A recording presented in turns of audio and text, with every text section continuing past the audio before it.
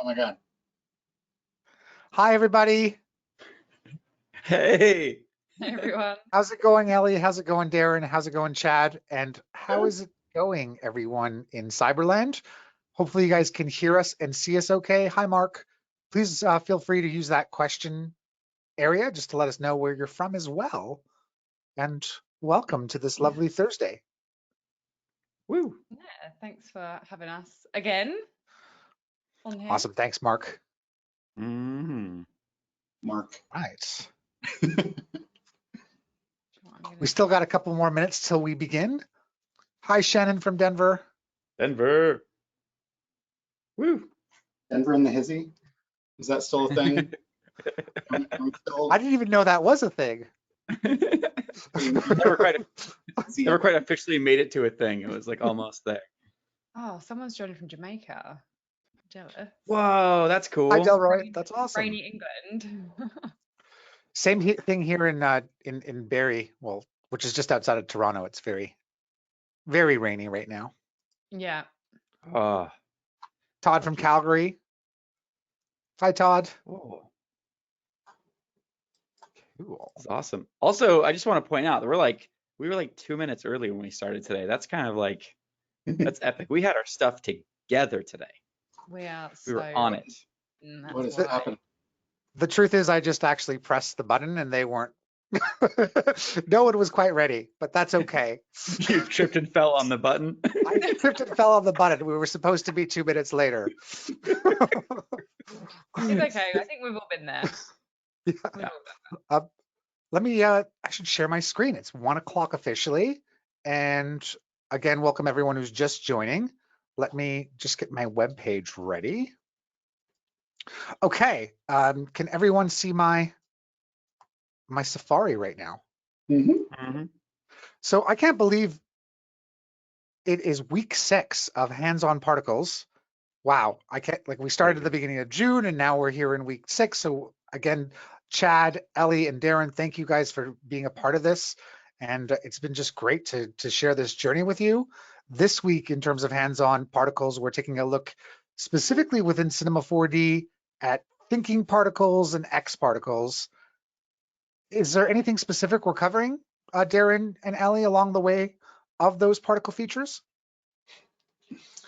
Let's see. Well, as far as the thinking particles is concerned, I basically want to show everyone the concepts and ideas and the interface of and working with thinking particles, so that you can see some of the differences and benefits from the standard particle emitter, and that also sort of leads right into X particles pretty well. Yeah. So I'm gonna show a couple of different bits in X particles. That obviously is, as we all know, it is a huge plugin. But I'm gonna go through just a couple of little bits, and I've got some scene files. So instead of just sort of saying, oh, it can do this, this, and this, I thought I'd show like a bit of a snow scene, some like exploding fire simulations, so a bunch of different things, which should be a lot of fun to go through. Mm-hmm. This is so exciting, Darrin and Ellie. I'm really excited to learn from you more about the particle features inside of Cinema 4D. And you guys were just mentioning some hands-on files, and I wanted to show everyone who doesn't have access or the link to the Dropbox. I'm going to paste it inside the question chat right now, and hopefully you guys have access to that now, and you can download the week 6 folder with the thinking particles as well as the X particle exercises. And like always, we are recording this hands-on session, and you can check it out on YouTube a few days after this session. It's an unlisted channel, but I'm just going to go here on YouTube right now to show that channel and make a quick copy of it so that you have it referenced and can follow along again, or if you need to go over one of the concepts that Ellie and Darrin show. So yeah, that's it in terms of our schedule. And there are several other events taking place this month. We've got the weekly live talk show focused on VFX happening. So that's tomorrow, July 9th, with Seth and Hashi VFX and Chill, pretty awesome show. At the same time, there's a demystifying series this month on post-production, specifically covering color in a bunch of different applications, starting on set, the production process, and then going all the way to post. And it looks like I could just read here and also say it's going back too to production. So very cool. So yeah, check out that and all the other events going on at Maxon right now. And then without further ado, should I share this, basically just make you presenter, Darrin? Sure. Wait, okay, can I say something really quick? Yeah. The link before, Mark was saying that the link to the files was broken, and before we were putting the links in the questions, and I couldn't figure out how to get the links to work in the question on my end. I'm wondering if we could put the links to the exercise files in the chat, because I know that those links work. Is that possible? Yeah, I'll totally do that. So Okay. I'm gonna We don't have to send do that. this. We don't have to like save time to do that, but we could turn it over to Darrin, but you can do it behind the scenes.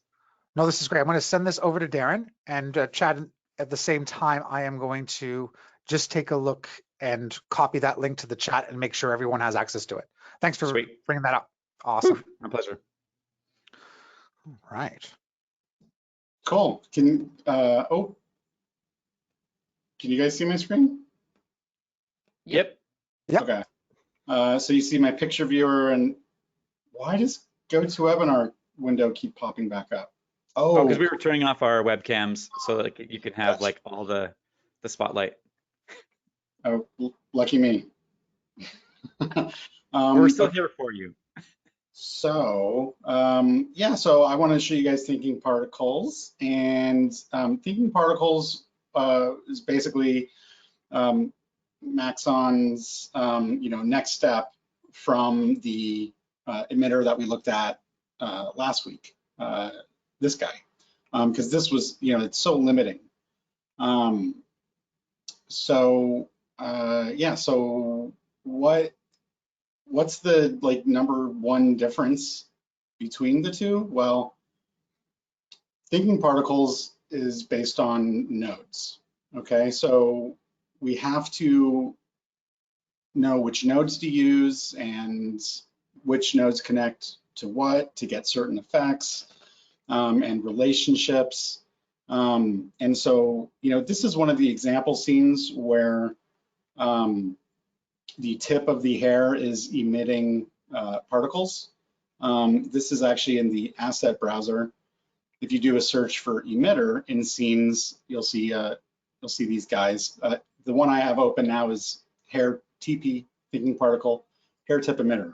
But I actually want to start from scratch. And what I want to show you is the manual way to create an emitter, and then how to work with the presets. And I'm going to point out some gotchas along the way, some of the things that can be a little tricky. So let me go to a new project here. So if I want to create let me go to standard renderer. So if I want to create a thinking particle emitter, then I need to do that in Expresso. Expresso is Cinema 4D's node editor, and we actually access it by adding a tag, the Expresso tag, to an object. We can use any object, but typically for a thinking particle emitter, we use a null. So I'm just going to take this null and I'm going to call it TP manual emitter. Okay. So now I actually have a position in space.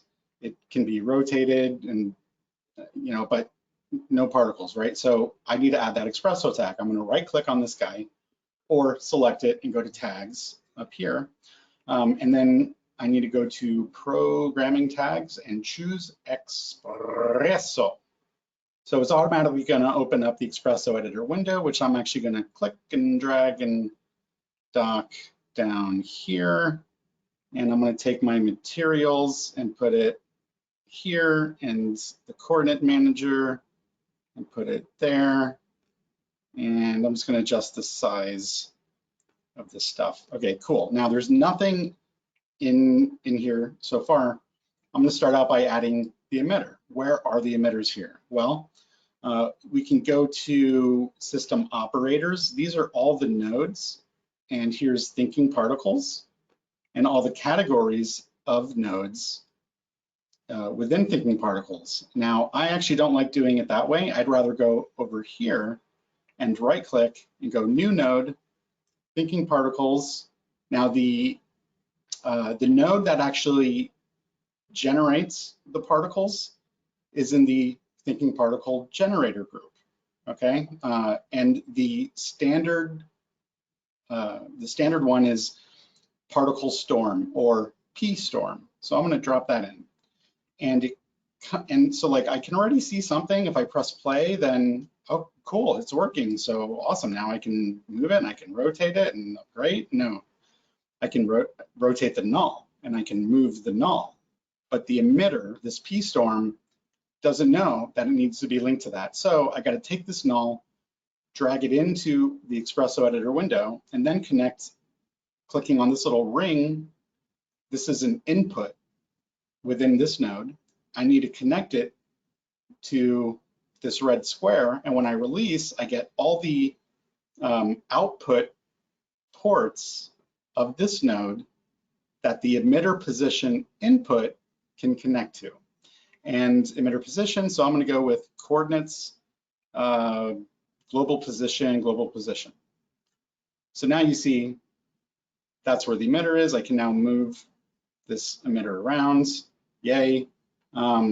Let's select this P-storm node, and then we can see here are the emitters settings. So I actually want a straight stream, so I'm going to set the X and Y FOV to 0. I'm going to turn the size down to 10 on the X and the Y. And I'm going to change how the particles are being born here, okay? Oops. Oh, there we go. It's a little hard to navigate around because it's so small, but anyway. Now, one of the main differences between the old emitter and the thinking particle emitter is that there's different birth types. So we have, and I never remember all of these, but it's basically like one of, I think, okay, so let's just figure it out. We'll go 1.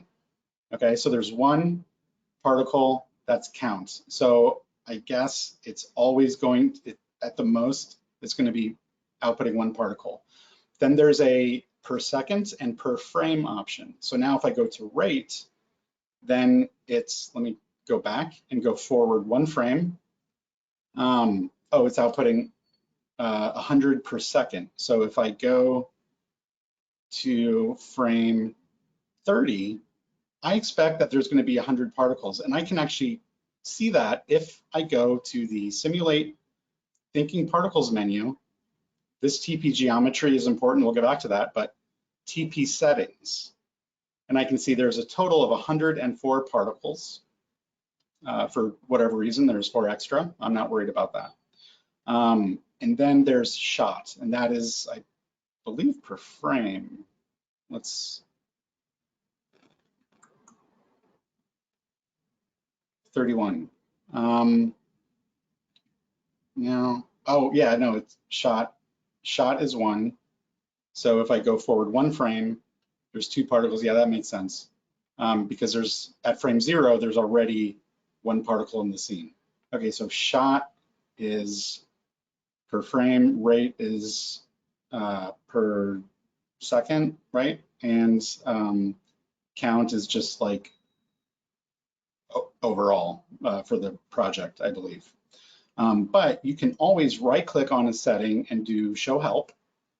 And this is where we find out if I know what I'm talking about or not. So count, it defines the maximum number of particles that may exist at any one time. Rate is per second, and shot is per frame. Okay, cool. So, whew. All right, now in this thinking particles window, here is the total number of particles. So whenever we're playing, we can always sort of see how many are in the scene, and there is a maximum particles here. okay, that we can choose. Now, one of the things that makes thinking particles powerful is the ability to place particles into groups, and those particle groups can have different rules applied to them. And I don't want to get too deep into it because, you know, X particles is pretty awesome. But one problem we have here, if I press play, if I rotate this, you can see the null object's rotating, but you know, I haven't told the P-storm to connect to that rotation. This is a little weird because even though the this node for the null object TP manual emitter, even though it has coordinates rotation, we actually do this. We go to, we add the emitter alignment. So I'm clicking on this blue square. Again, that's an input, all right? So the left side of a node, data is going into the node. And the right side of the node, it's going out, thus input and output. So if you click on the blue square or the red square, then you get a list of all all of the, you know, ports that you can add there. So as you add more ports, it starts to get cramped. If you just hold Control and double click on the title, it'll automatically resize it. Now I'm going to connect the emitter alignment over here, and this is actually going to go to the matrix, not the rotation. So I'm going to say local matrix, and then Control click click. And now if I play and rotate this guy, I now have, you know, my my basic particle emitter. Now, if I wanted to add like gravity or winds, then I would have to do that manually also. I'd have to like add a null object. I'll call this winds, and then drag this in here. And I need to tell all of these particles that they are to be affected by the wind. So I need to set up the wind, and I need to tell the particles to, you know, be affected by them. So I need to take all of these particles, the particle birth output, and I need to assign that to a group. So I'm going to right click, I'm going to go new node, thinking particles, where's my groups, here we go. I think helper, P group, particle group. Nope, not that one. There's another one, hold on a second. New node, thinking particles, standard, particle group. There we go. This has the input that I want. And it says all, okay? And let's go like this. It says all, so that means like all particle groups. I'm gonna put that into there. Now I need, now that all the particles in the scene are assigned to this group called all, I can pass that into the wind. Now, when I select the, this is the null object named wind. Now I need to go thinking particles, dynamic, particle wind, okay? And here is the particle wind force, right? With the old particle system, we have, you know, this guy, but in thinking particles, we got this guy. And in the settings here, it's actually looking for an object, and I'm going to drag this null in there. And I'm going to rewind, and then let's move this in here. And now the null object actually, it looks different. It automatically gets this shape with this arrow to show me the direction of the wind. So I'll go like this. And let's see, let's press play here. So the particles are going in the direction of the emitter. Now I'm going to, actually I don't need that guy because I connected it here, but I do need to pass all the particles into the wind. So I'm going to add a new node, a thinking particle node, a helper node. Nope, it's P pass is the node I want. There we go. thinking particle initiator particle pass. And I'm going to connect that there. And now they've started to vary from their original trajectory. So I can, add some turbulence here. I can increase the frequency and like the, size or structure of it. I can increase the strength of the winds. Let's increase the length of this scene, go 999. And then we can sort of, oh, that's weird, didn't update 999. Oh, right, there we go. I was doing the preview range instead of the project length.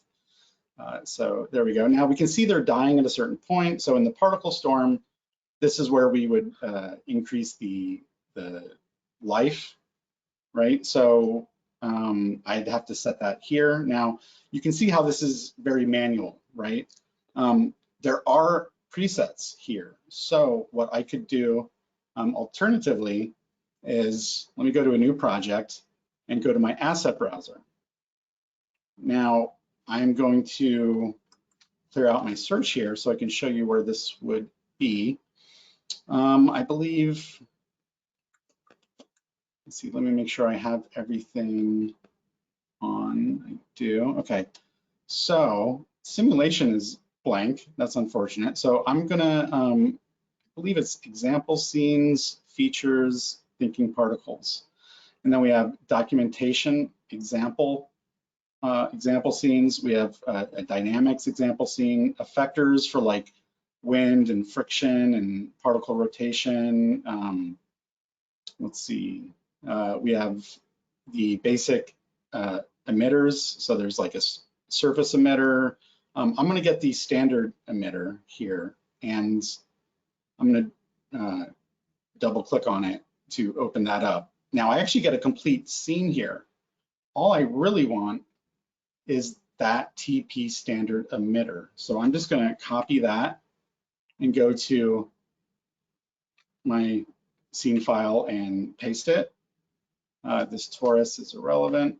So now what I have is, this is actually like the preset. It's this null object with the Expresso tag, and the Expresso is already actually set up because this null object contains this tab, thinking particles, with all of the controls. So all of the controls here are connected with various other nodes to the particle storm. Okay, so we actually don't go to the particle storm node or Expresso at all here. Instead, we just work with the settings in the null object. So let me close that. So if I select the null object, thinking particles, then there's a particle group. But where are all of these particle groups? Again, simulate thinking particles, TP settings. And here are the particle groups.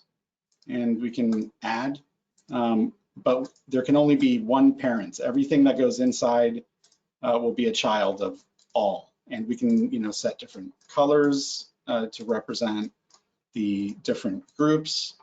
And let's see, let's make this one blue. Okay, cool. So in this standard emitter, I'm gonna say this particle group is, original. Okay, so now when I press play, you can see that they're green, right? If they're in group 2, then they'll be red, okay? But I want these particles to have some shape. So I'm going to, let's get a model in. Let's do pen. Okay, how big is this one? 513 versus 589. Or how big is this guy? 1, 2, 4, 5. Okay, yeah, so I'm gonna drag this guy in here, ball pen, and I need like a single object. Right now, this is like multiple objects. So I'm gonna put it into a connect. How am I doing on time, you guys? Yeah, you're good. It's only 23 past. Okay. Darrin, I actually had a question. I was just curious to kind of pick up our conversation from last week, where how do you use thinking particles more often than the standard emitter inside of Cinema 4D personally? When I need, so me being the Cinema 4D guy that I am, when I need particles, I go to Mograph. Okay. Okay. I have recently, thanks to our friend Elly, I've gotten a X particles, and so I've been, getting into that. But before that, I was starting to get into, particular. So I was doing my particle effects or attempting to do them in After Effects. I'm not a big particle guy. There are people that specialize in particles, and that, and they're awesome. I'm not one of them, unfortunately. But yeah. So my go-to is actually Mograph, not the particle systems. And that's because this is pretty slow. Okay. It's more powerful than the old emitter, which is faster. But yeah, it just sort of, it slows me down. Now, X particles is faster and I think a little more intuitive. So a couple things I want to do here is I want to add this pen, this guy. I want this to be a particle. So I'm going to, in the preset here, this is the preset I copied and pasted. We have particle shape, and I'm going to drag the ball pen in there and rewind and press play, and I'm not seeing it. So why? Well, anytime we're assigning a polygon object or a particle shape, we need in the scene anywhere a special object specifically for this. It's called the TP geometry object. Now that's in there. I'm still not seeing it. So I gotta, I need to assign the right group. So this is part of group 2, the TP geometry. I'm gonna go pull up my TP settings and I'm gonna dock them right here. So I'm gonna say group 2, but even that may not be enough because we still need a node to tell all these particles to go into a particular shape. This is the actual shape, and this TP geometry actually allows for the geometry to exist. So, we can, so Cinema 4D actually has that that data, but in thinking particles in the nodes, we need something. So I'm going to go back here, and I'm going to let's see, let's try shape because yeah, assign shape. Thinking particles assign shape. There's also a random shape geometry and a TP shape change, but the assign shape, this I'm gonna go ahead and download that, and let's open it up. So here's the assign shape group or preset. So I'm gonna actually copy that and then go to my scene here and paste it. And then in its settings, we have particle group. Okay, that'll be 2. And then the shape is ball pen. And let's use render instances and rewind and play. And yay, that didn't work. So how would this go manually? Well, let's just do that. So what I need to do is I'm going to add another Expresso tag because I don't want to mess with this mess here. So let's just go programming, Expresso, okay. And then in here, I need to pass this group into the specific node. So thinking particles, let's see, group, let's see, initiator. So I need the PPass. This will take group 2. I'm just dragging, control click. I'm just taking this group from the thinking particles settings window and dragging it in there. And we can make that a little bigger. And then this needs to be connected to a, where are you? There we go, P-shape node. Now, the P-shape node wants to know which object to use. It will be the ball pen. Let's do render instances and press play, and this should work. Now, the issue might be size, okay? So if we look at the standard emitters, let's see, particle shape, ball pen. If we look at the, where is size? Size, we have a size of 20. And then in the P-shape node, there's a bounding radius. It's my understanding that this is like a scaling factor. There's actually a annoying like mathematic equation here. The size divided by the bounding radius times the size of the object is the size of the particle object, which is sort of annoying. But it says if you want it to be the same size as the original, set the size to the same value as the bounding radius. So if I like put that to 10, well, I'm actually already seeing something, and then I'll go to the go here, and like this should be 10, and then it'd be the same size as the ball pen, but I'm still not really seeing the ball pen. So, you know, I just sort of got to like fiddle with this in one place or the other. Lowering the bounding radius is making this much more visible, so that's great. And they're already sort of facing in the direction that they're traveling. Now, if I want these to collide with another particle stream, so let's say that this is group, we'll make this group 1. Okay, and then I'm going to move this one over and rotate it like so. So that's just control click drag. And this is group 1, and cool. Now I need something to calculate to like say that, okay, well, these are sort of like colliding or whatever, or repulsing or bouncing, whatever. So which node is it? Is there a preset? Well, there is a preset.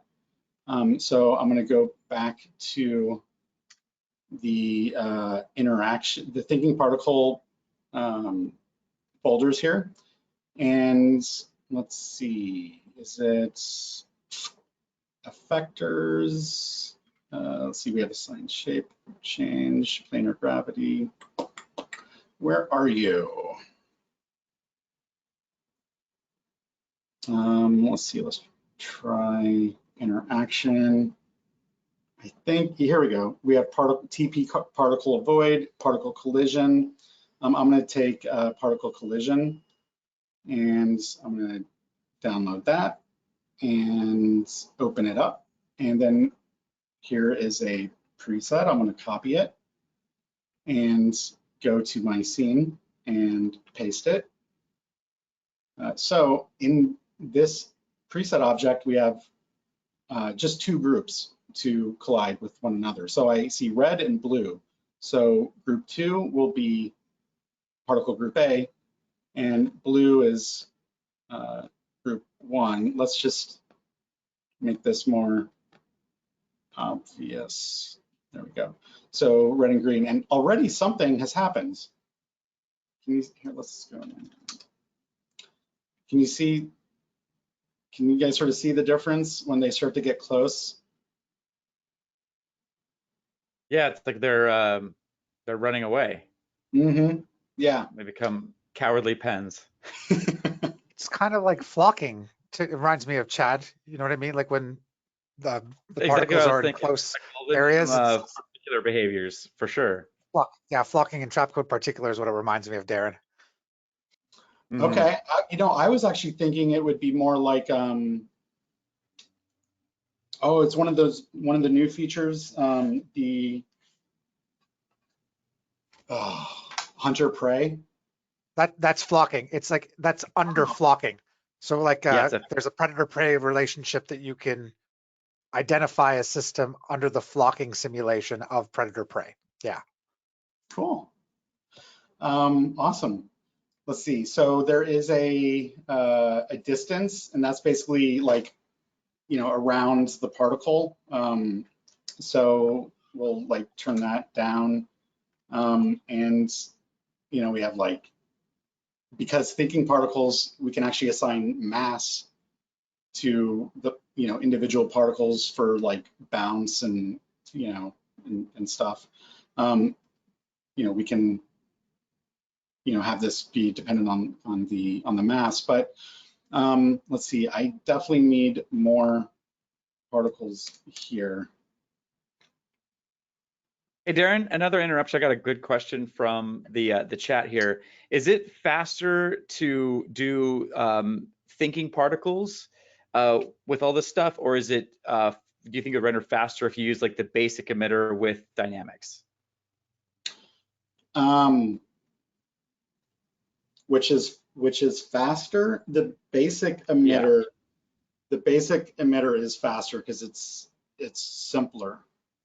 Even after you add the dynamics to it. It's going to depend on the scene, but it's I think the time that you save in setup makes it faster. Okay. Darrin, I had a follow-up question to that. And because I've been trying to think, if I was like forced to use thinking particles, let's just say that that was part of my job and that we had to use it for whatever reason, like how could I speed up this workflow? Because there's a lot of different parts that you have to add to make a simulation. And I think you touched upon it really like nicely where you went to the asset browser and showed some simulations.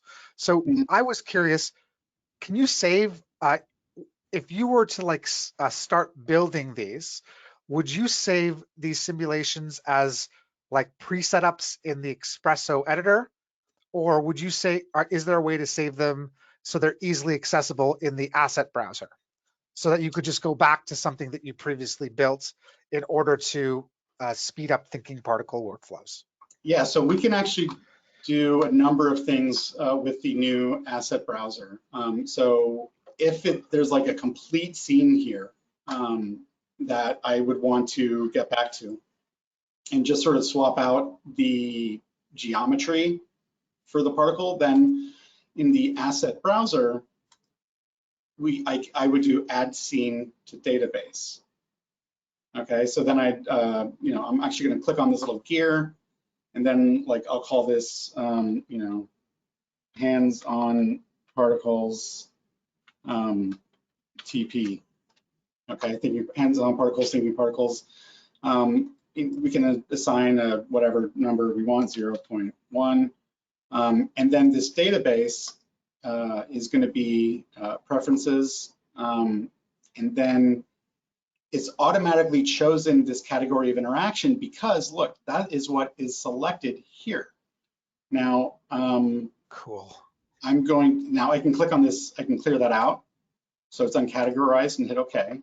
And now in my uncategorized folder, I have that scene file. Now, if I wanted this, this emitter specifically, or this emitter, then, you know, we can do add object to database. We can also do this with materials and other files like textures and sound files and, you know, whatever.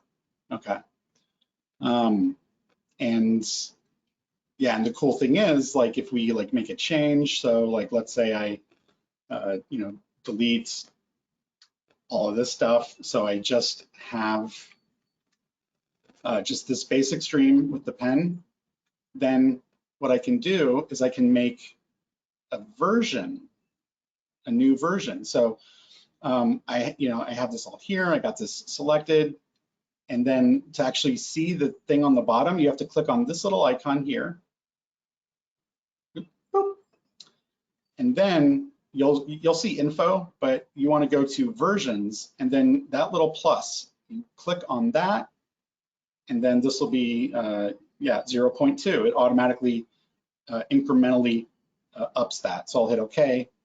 And so now I have two different versions of this preset that I can load, you know, or, you know, whatever, do whatever with, That's share. a great trick. That is awesome.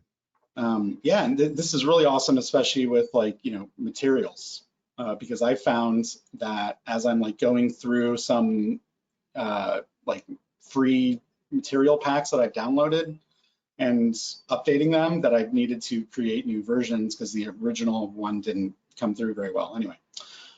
So yeah, asset browser is really cool. We could not do that type of thing in the old content browser system. Now, I actually, you know, I actually want to stop with thinking particles because it is really deep, and I think at this point you can see that it's, you know, it's sort of different to put together, to work with, and with all of these nodes. Let me just, that's not right. Oh, that should not be happening like that. So with all of the thinking particles nodes, there's a lot of stuff that, you know, we need to learn, right? What's what? Like, what's the difference between, oh gosh, where is it? Like repulse and bounce, or deflector, you know? So like we got to get them in, and then we got to like open up the help for it, which is fine. This is a, you know, how most of us have learned Cinema 4D, if not through a video. And then at the top of the page, there it is, P deflector. Here we can see using this node, collide with surfaces of a polygon object. And then we have, you know, so we can start like dissecting this and learning, but it's sort of a pain. And there's, you know, some things that are just very difficult to do here, and some that are impossible. So X particles was developed as, you know, an answer to all the questions created by thinking particles. Let's see, Elly, is there anything that I'm missing that like I showed you in like our practice run that maybe I didn't do? No, I think no, you went through a whole bunch of stuff. Okay. Yeah, same sort of stuff that you went through. Okay. All right, cool. All right, well, do you wanna pick it up and show us what is the deal with X particles? Like, why is it easier, even though there's a lot more to it? Like, Yeah. you know. Yeah, so the first thing I was going to do though, I was going to do a little thinking particle scene, but I was going to do it with some of the Mograph stuff.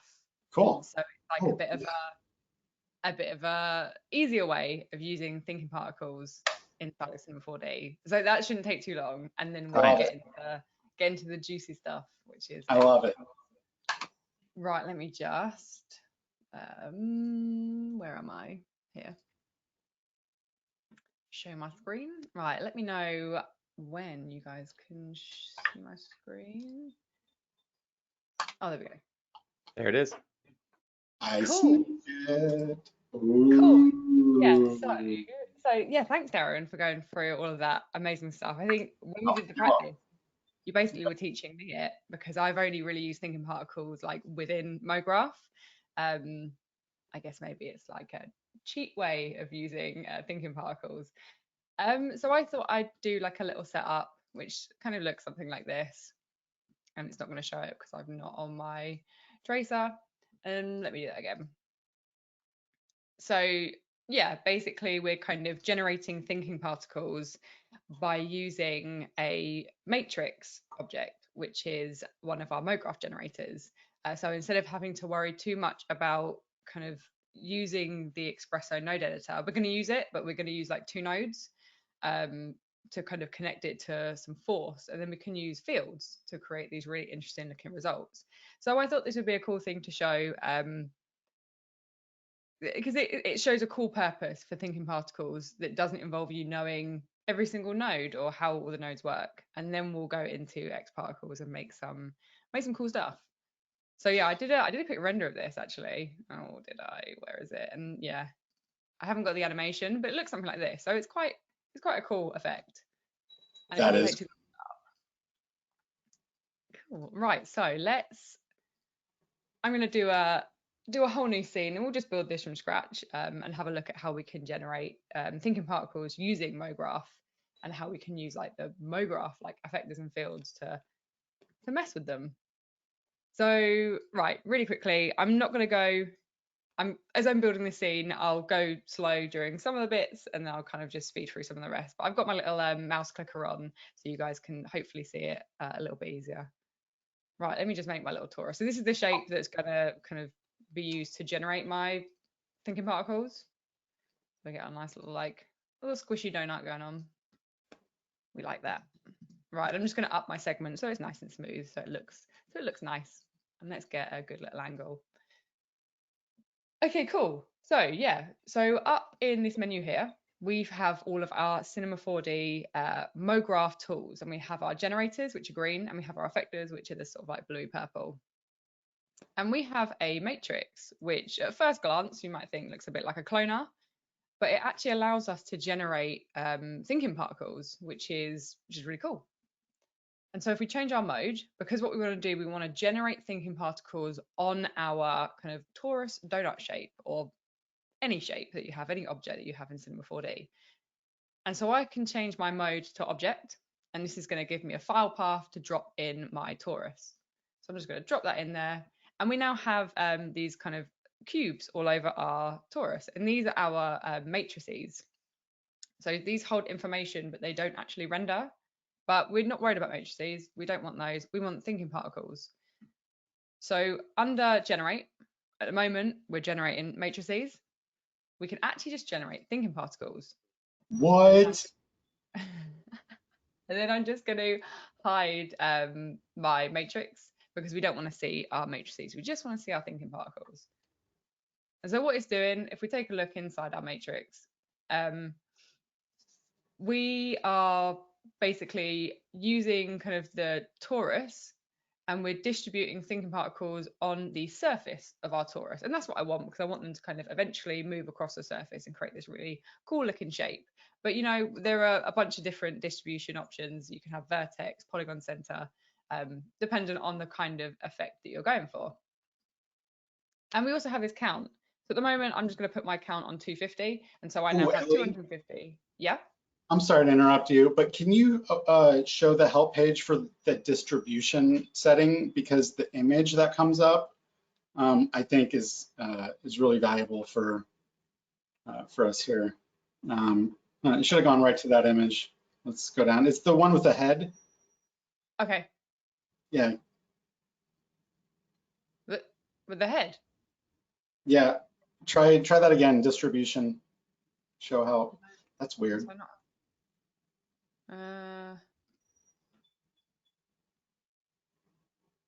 Huh. Is it me? No, it's not. It might have changed in this version. Head's not coming up for me either. Okay, let me check something here. But go on, Elly. Sorry, my bad. Thank you.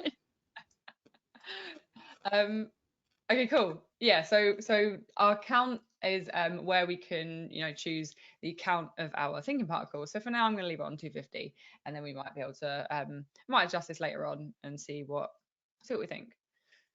Okay, so a couple more steps now. So my plan is basically to use a volume builder to control the direction of movement, and then a random field to add randomness to that direction of movement, and then use a field force object, which we can then use to set the velocity of our thinking particles. And then we just have to connect them together in the Espresso node editor, and then we can then create movement on our thinking particles with only 2 nodes. So what I'm going to do, I'm going to grab a volume builder. And so volume builder, straight away is the volume type is SDF, and this is used for a lot of modeling. But what we're going to do, we're actually going to use vector mode. And nothing's going to happen because I need to drop my torus inside of my volume builder. So I'm just going to drop that in there. And we now have what looks like a bit of a hairy donut going on. Let's get in here. So, so these are our vectors. And so our vectors, because we've dropped our torus inside our volume builder, we're generating vectors based on, they're pointing in the direction based on our torus. So they're based on the curvature of our torus. Our voxel size is set to 10. And so they're quite like big vectors at the moment. So if I put this on something like 0.5, they're going to be nice and small. And this voxel size is going to directly kind of correlate to the distance in which our thinking particles are going to move away from our torus. And so because we want it to kind of remain on the surface, we can do this value of 0.5 so they don't go kind of flying off. We just want them to move on the actual surface itself. Cool. So we now have our vectors. But what we need to do now, we need to use our volume builder with a field force, and our field force is going to add the velocity based on the direction of movement, which is what our vectors are kind of controlling. This is really cool. The field force is like an object that was added like I don't know, 1 or 2, maybe 3 versions ago, and it added a lot of a new, you know, a lot of new things for this old particle system, but also with, you know, other parts of Cinema 4D, like, you know, dynamics and everything. But in the balloon example I used this and I did the change direction, right? Yeah. So this is cool. You're showing like one of the other modes. Yeah, one of the other types. Yeah. Yeah, cool. So let me just grab my field force. So yeah, as Darrin was saying, we've got kind of a couple of different velocity types. So we've got add to velocity, set absolute, and what Darrin did was change direction. And we're going to be doing set absolute velocity. And then what we need to do, we need to connect it to our volume builder. So are they not doing anything now if you press play? No. Okay. Nothing will happen yet. And even when I do this step, nothing's going to happen yet, because I need to then connect my Espresso nodes together. Right. So I'm going to drop my volume builder into my field force, and it's going to say, do you want a point object or a volume object? And we want a volume object. And so, yeah, so again, if I press play, nothing's going to happen. Everything's set up, apart from we haven't told inside of our Espresso node editor, we haven't told Cinema 4D that our thinking particles need to be affected by our field force. So luckily, we only have to use 2 nodes for this. And it's actually something Darrin showed, but using a different force object. He used the wind. So I'm just going to title this Espresso just so I keep it neat and tidy. I'm going to right click, go to programming tags. I'm going to grab my Espresso tag.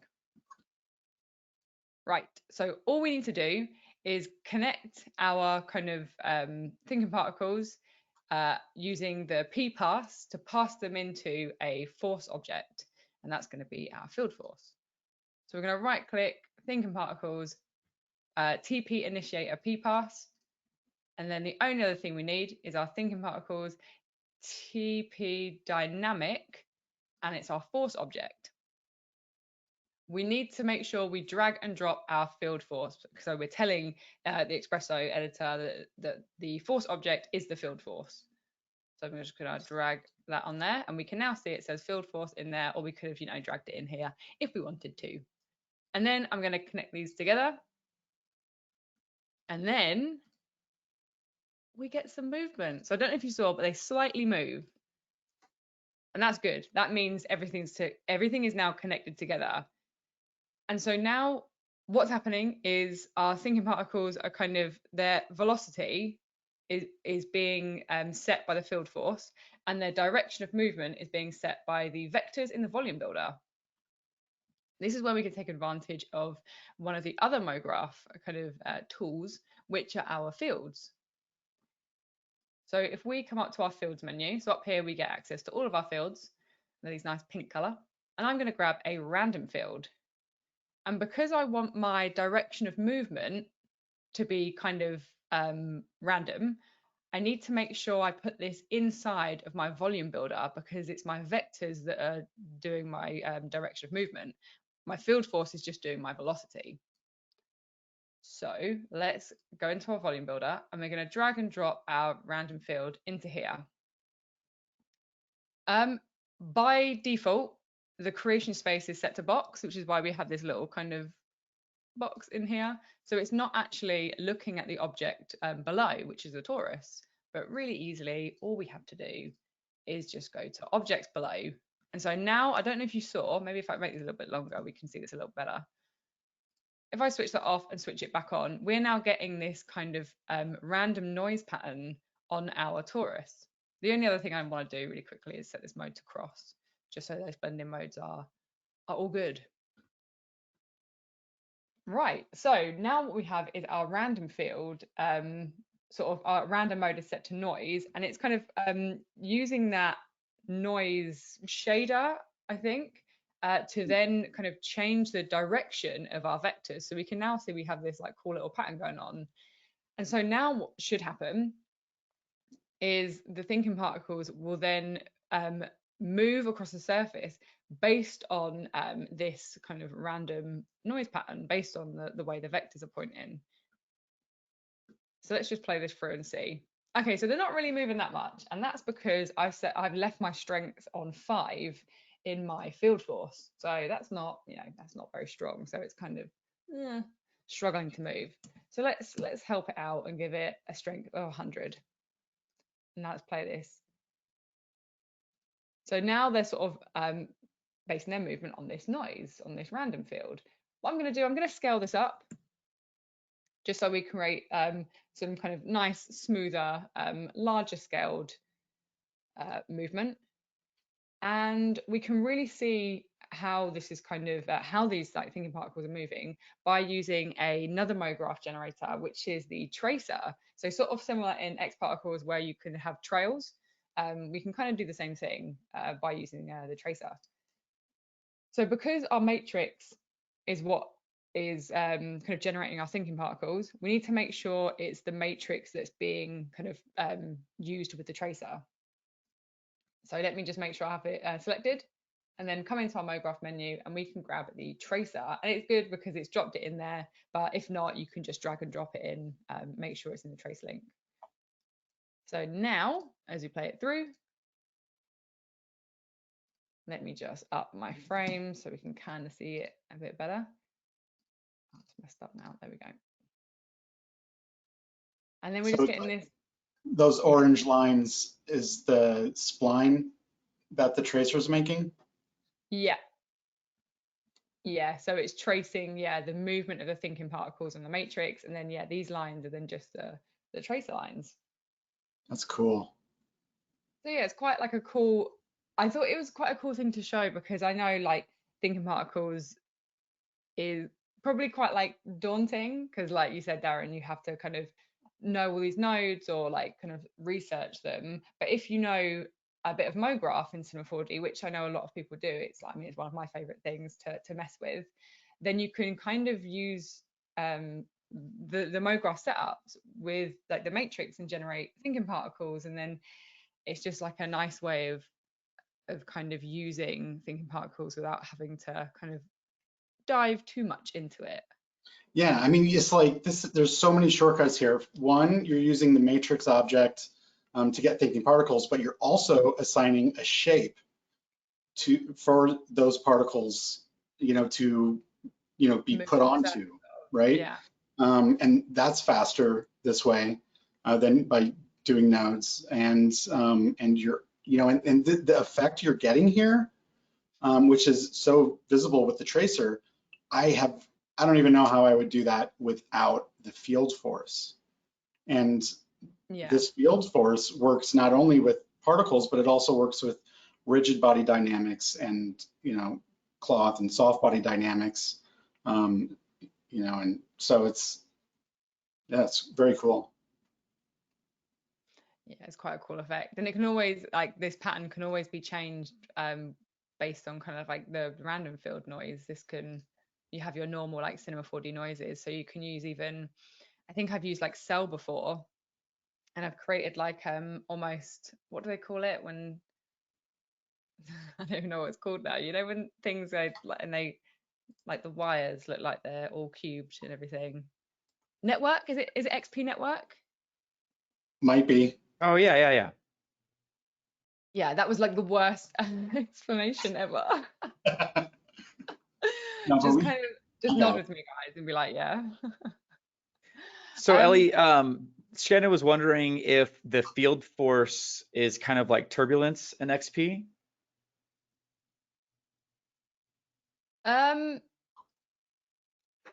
Yes and no. So yeah, it can be used as turbulence. For example, yeah, like you could change the direction, and then you could also drop in like the not the spherical field, what am I talking about? The random field there, and you could use that to change the direction of, let's say, either your particles or your kind of like trace splines, and it would give you a similar effect as turbulence. It's not as powerful as kind of turbulence inside of X particles, but you could create like random movement using field force, amongst many Okay. other things. And you can combine the turbulence force with the field force. It's not Yep. one or the other. Yeah, so you could drop that in there as well. Sweet. Yeah, like field force is, I mean, I've just kind of messed with it a little bit, but it is very powerful, because yeah, as like Darrin said, you can use it with Mograph, use it with field, use it with dynamics, like the volume builder. Yeah, so it's quite a fun thing to mess with. Any other questions? Because I'm going to get on to, I'm not going to bother with the texturing of this. That was just to show like a final render. I might get into X particles if we're good. Woo. Let's do it. Okay, cool. Right, so first of all, before I kind of like get into it, I've used X particles a bit, but by no means am I an expert in X particles. It's definitely not something I use every day, like I do with Cinema 4D. So yes, I may not know absolutely all of the answers to any questions, but I can definitely show you some cool stuff inside of X particles, which will be, And yeah. for the record, you always are able to answer my questions about X particles. So there you go. Yay. All right, cool. So for anyone who doesn't know, X particles is basically a super advanced particle and visual effects system, which is inside of, which is a plugin you can buy to go inside of Cinema 4D. And so I think I even have their website up. Do I have that? Yes. Yeah. So, you know, and it's can be used for so many different things, and this is just sort of like a couple of things on their website that they show. You know, that can be used with Mograph. You can use dynamics. You can export like VDB sequences, which is something we might get to in a little bit, and just make incredible particle or visual effects. Yeah. So let's take a little look at it. So once it's installed, it comes up in your toolbar at the top, and you know, inside this menu is where you can get access to all of the kind of the tools and the features and functions of X particles. So, you know, we have our XP system, we have our emitters, all the way down to the ways of affecting these particles by using dynamics, by using generators and modifiers. So what we're going to do, we're going to grab a XP system. And the XP system is a really nice way of that Insidium have created to keep everything like neat and tidy. So, you know, a lot of people use like nulls and groups in Cinema 4D. This is kind of the same thing, but everything is grouped dependent on its functionality in X particles. So if we have a look at our XP system, let me just pull this up here so we can see what's going on. So we can grab all of our generators, modifiers, or create our actions all from inside of this XP system. And if we select them from here, it's going to add them into this XP system. So we don't necessarily have to come up to here and do it this way. We can actually do it inside of the XP system in the object manager. And you can have multiple systems. So you can have multiple systems doing different kind of particle effects. Is there a limit to how many systems you can have? And you know, I don't know. Yeah, I don't know either. I don't know. Maybe until Cinema 4D starts lagging. Yeah, I'm sure. yeah. I suspect that that's. I'm sorry. No, you go. Yeah, I was just agreeing. I suspect that that's the case. It just you can have as many systems as your system can calculate. Yeah. So that's what's great about X particles is it's in comparison, like if we're looking at direct comparison to thinking particles, is X particles, you can really hammer it with a high number of particles, and it's not going to have an effect in performance. Of course, naturally, like everything, when it comes to like technical stuff and stuff inside of Cinema 4D, if you push it to its absolute limit, then you will start to get some kind of feedback things, and yeah, and dependent on the different stuff you use. So like earlier I was using the Sprite system, and I find that with a high number of particles can slow it down a little bit. But compared to thinking particles, it is super fast. Yeah, much faster. Much faster. Okay, cool. So we've created our XP system. And what's nice is it gives us now an emitter straight away, which is really handy. And that's directly inside of our emitters group. So let's have a look at the emitter and see kind of what kind of stuff we have in here. Let me just pull this over so we can see a bit more of these settings. So our XP emitter, if we look at the object tab, this is where we can change all the settings of our emitter. And so at the moment, our emitter shape is our rectangle, and we can see that it's here inside. We get a nice wireframe view of this. And if I press play, we can see we have our particles. So we have a bunch of different emitter shape options. I'm not going to bother going through every single one, but we can change them, and dependent on the emitter shape, you're going to get slightly different kind of parameters to change. So when it comes to the sphere, it's our radius that we're changing as opposed to our kind of like X and Y sizing. And if you press play, now these are going to kind of fire out everywhere based on our spherical shape. We can actually set it to object mode, and then we can define our own object. So sort of similar to in the matrix, when we set it to object mode, you can then get this file path and you can drop an object in there. And then you also get the option. So let's just do that just for the sake of this. Ooh, Taurus. Okay. Go on, we'll go Taurus. We're loving the Taurus today, aren't we? It is the best one. Right, so I'm going to drop my Taurus in there. And then we get our particles firing out from our Taurus. And I think there are some when you put them in. Here we go. Emit from. That's what I was looking for. Emit from. You can now change how you'd want the particles to be emitted from the torus, whether it's the polygon center, area, edges, etc. And I mean texture as well. So if you have like a noise, you could have it. If you have sort of like a grayscale texture mapped onto your object, you could then say, okay, of all like the white areas, we're going to emit particles, but in all the black areas, we're not going to emit any particles. So you can create like some fun results. Yeah, I saw illumination in there too. So like where a light or where the surface is brighter, particles would be emitted, and where it's darker, not. And like that type of thing, like you need a totally separate type of emitter in thinking particles, and it's like a very different setup, but here it's like it's all sort of unified, which is cool. Right there. Cool. Right. So let me go back to my standard rectangle emitter, and we'll get rid of our torus for now. Cool. So yeah, so we had a little look at the emitter shape and kind of the ways that we would want to change that if we wanted to. Next, the next most important tab definitely is our emission tab, and this is where we can control our emission of our particles.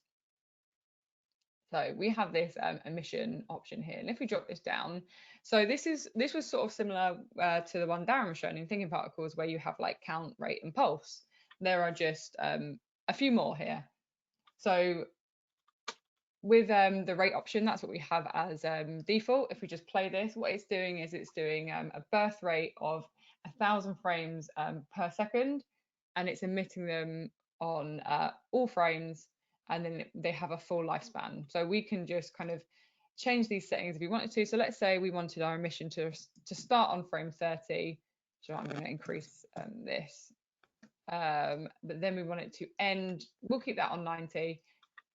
And then let's say they last 30 frames. So as soon as they stop emitting, they're going to die after 30 frames. So let's play this through. So at frame 30, they begun, and they're only lasting 30 frames, and then the emission stops at frame 90.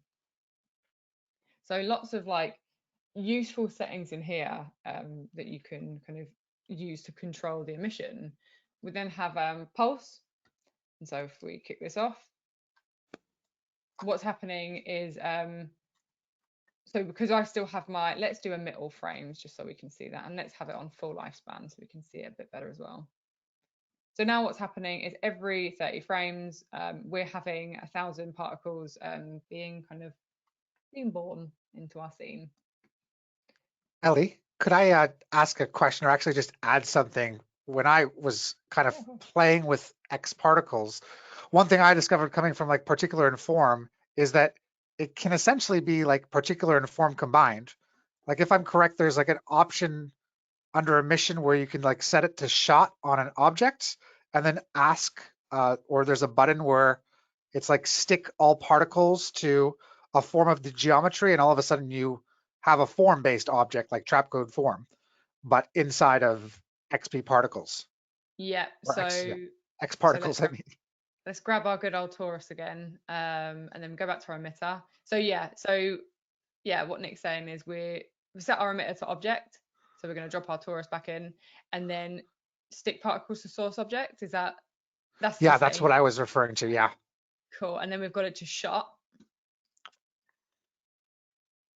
And so yeah. And there's like all those particles like Trapcode form and particular combined, but in Cinema 4D and with more like a lot of functionality. Yeah, lighting and materials. It gets a lot deeper in Cinema 4D, I think. It does for sure. Right, let's go back to our default settings and have a little look at some more of these kind of emission settings in here. So we have some kind of basic particle data information here, which can be adjusted. So let's sort of, you know what, let's set this back to 90 frames just so it kind of refreshes quicker. So we have a speed setting, and this is the speed of our particles. So if I could have wanted them to go slower, I can set a lower value, and we have a variation option as well. So let's say we have a variation of 20 centimeters. So that means the speed is going to vary between kind of a 20 and 40 variation.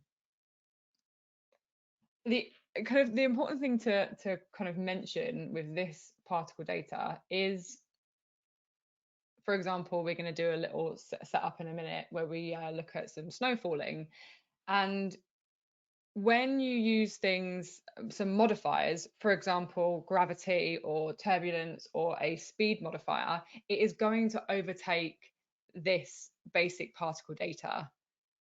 So if you set your speed to something like 20 and then you add like a turbulence modifier, that could cause your particles to go faster than this speed setting. But there is also ways of limiting that, and it's all something we are going to have a look at. But yeah, that's just an important thing. If you do change these settings in here and add modifiers, you then might want to relimit everything by using another modifier. So our radius, we can't quite see our radius at the moment. Let me just set these back to normal. But if we come into our display tab, we have a whole bunch of kind of display options for our emitter. So we have an icon color, which might seem like a really a minor detail, but if you have a whole bunch of emitters in this same XP system, you can set them all to different colors, and therefore the particles are all going to be different colors, and it just gives you a nice kind of visual representation, which is definitely something I need sometimes to see what exactly is doing what. So yeah, that's a handy little thing if you're using multiple emitters. But the main thing I wanted to look at is this editor display. So at the moment it's set to squares, and so each of these particles are these tiny little squares. The one I use most is circle. So let me kind of come back and play it through. And so we're now getting a actual kind of representation of the radius or of the size of the particles. And this can come in handy when we're doing things that affect our particle size, which is something we are gonna have a look at. So yeah, that's a nice kind of thing that we might want to change. Right. Oh, I have a question. Yeah. So we have one emitter here emitting particles. Can those particles like appear to collide with one another, or is it like in thinking particles where that you cannot do that? They can only collide with you know, another object or another particle stream. So I mean, I may be wrong here, but I'm pretty sure there's this no intersection button, and I believe this will then prevent these particles from intersecting. Wow. There we go. Wow. So now if we have a look, we shouldn't have any intersection going on our particles. Yeah. Dope. And Thank that's you. also based on this radius. So yeah, we can always like up the radius or reduce the radius dependent on, you know, the amount of space you want between your particles. Cool. So let's actually make something, because I mean that's why we're all here, right? So I'm gonna just switch off this no intersection, and I'm gonna create, so in the project files there should be like a snow buildup X particle scene, and basically we're just going to recreate that now because it uses a whole bunch of different things inside of X particles. We're going to look at kind of collisions as well as modifiers as well as actions, which is quite like a big part of X particles and why it's so like powerful and intuitive. So let's set this up. So right, so let's go. I'll keep this on rectangle, but I'm gonna set my emitter plane to -y, and I'm gonna make this just a bit bigger. So let's go, we won't go too crazy. Let's set this to 350 and 350. I'm just gonna lift it up on the y-axis. Let's add some more frames and let's see what we've got. Okay, cool. Right, so straight away we have a whole bunch of particles being like birthed, and we're going to keep it on. We're going to keep these settings on here. I will increase this later on, but for now I can still see the effect that I'm getting with only 1,000 particles, so I don't need to up that just yet. Cool. So the first thing I'm going to want to do is I'm going to add some gravity to my scene, and it's going to affect our particles, and this is where it's going to affect our particle speed. So it's going to end up going faster perhaps than a speed of 150. And so at the moment it looks like there may be gravity involved, but that's just because the emitter is kind of facing down, and so the particles naturally are going to be going down. But we can add some gravity to control this. So inside my modifiers, so we can either go into our XP system and we can choose our modifiers in here, but sometimes I like to just go to the actual kind of group itself and then choose the one that I need. And so I'm going to grab a motion modifier, and this is going to be the gravity, and I'm going to leave everything as default. But let's give this a play. So we can now see that this is gravity is kicking in, but we're also seeing our particles are now going they're going like really fast now. actually the first thing, something I didn't do, I'm going to change the size of my particles first. So I'm going to set a radius of 1, yeah, and a variation of 0.5.